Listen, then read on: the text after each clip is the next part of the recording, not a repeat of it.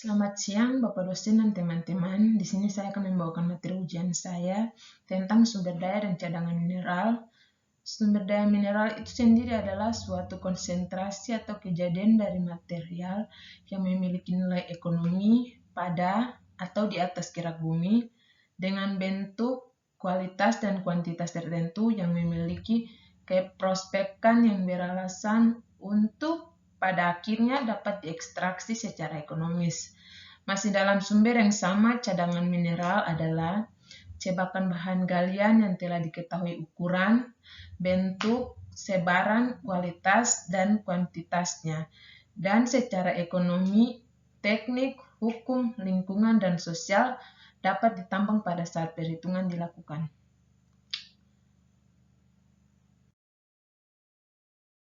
Klasifikasi sumber daya dan cadangan mineral.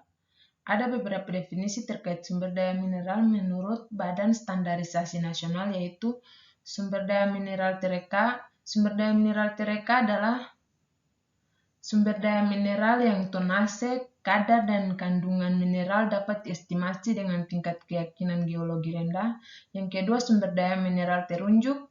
Sumber daya mineral terunjuk adalah sumber daya mineral yang tonase, densitas, bentuk, dimensi, kimia, kadar, dan kandungan dapat diestimasi dengan tingkat keyakinan geologi medium. Yang ketiga, sumber daya mineral terukur.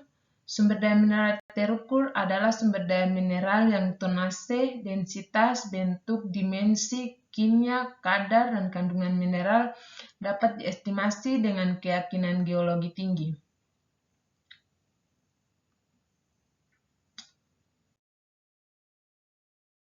Selanjutnya, cadangan biji terkira. Cadangan biji terkira adalah bagian sumber daya mineral terunjuk yang ekonomis untuk ditambang dan dalam beberapa kondisi juga merupakan bagian dari sumber daya mineral terukur. Yang terakhir, cadangan biji terbukti. Cadangan biji terbukti adalah bagian dari sumber daya mineral terukur yang ekonomis untuk ditambang.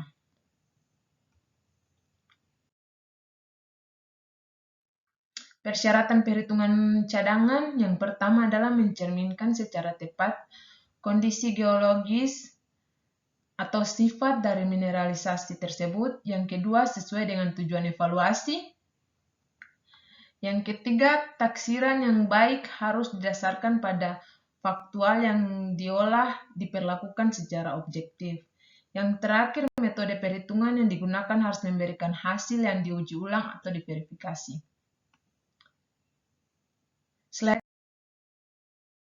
Selanjutnya, faktor untuk menghasilkan tingkat kepercayaan hasil perhitungan.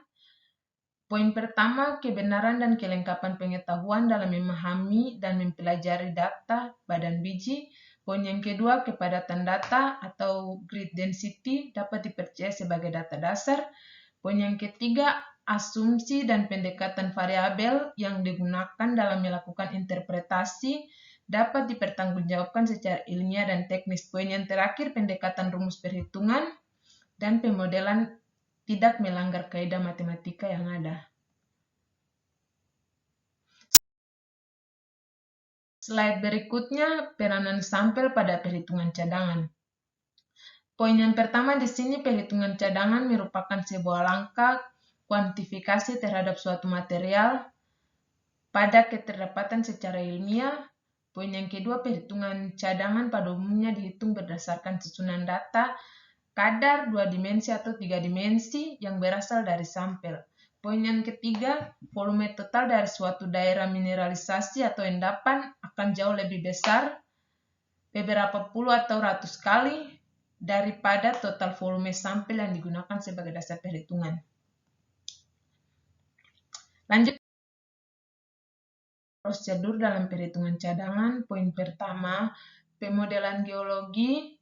Yang kedua, melakukan analisis terhadap kontinuitas baik geologi maupun nilai kadar atau kualitas.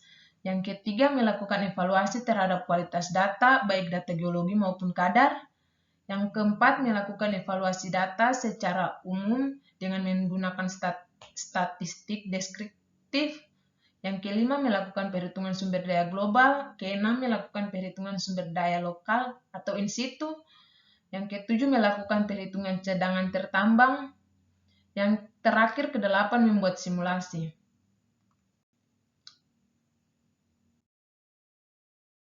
Pentingnya perhitungan sumber daya.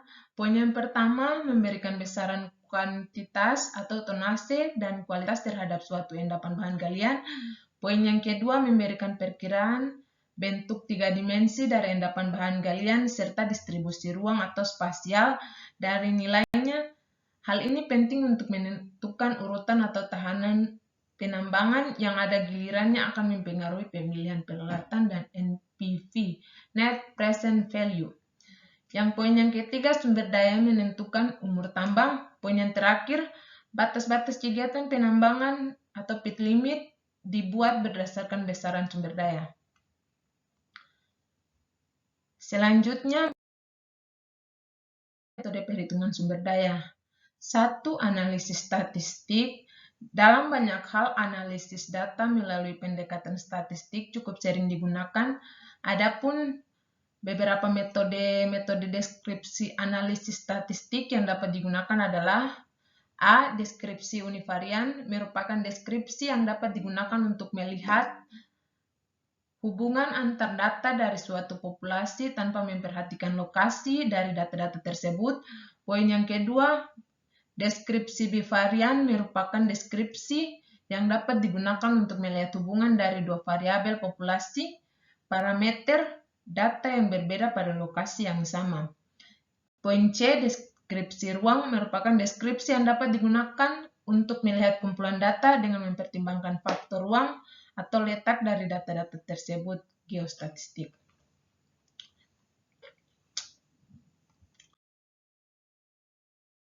Selanjutnya, yang kedua, metode klasik perhitungan sumber daya. Poin yang pertama, metode penampang. Masih sering dilakukan pada tahap-tahap awal dari perhitungan. Hasil perhitungan secara manual ini dapat dipakai sebagai alat pembanding untuk mengecek hasil perhitungan yang lebih canggih menggunakan komputer. Hasil perhitungan manual ini tidak dapat digunakan secara langsung dalam perencanaan tambang menggunakan komputer. Rumus yang pertama adalah rumus luas rata-rata min area. Rumus luas rata-rata ini dipakai untuk yang mempunyai penampang yang uniform.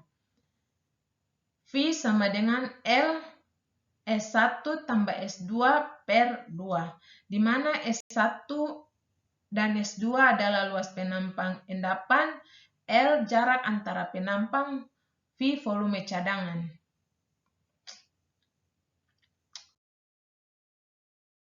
Untuk menghitung tonase menggunakan rumus T sama dengan V kali Bj, di mana T sama dengan tonase, V volume, Bj adalah berat jenis.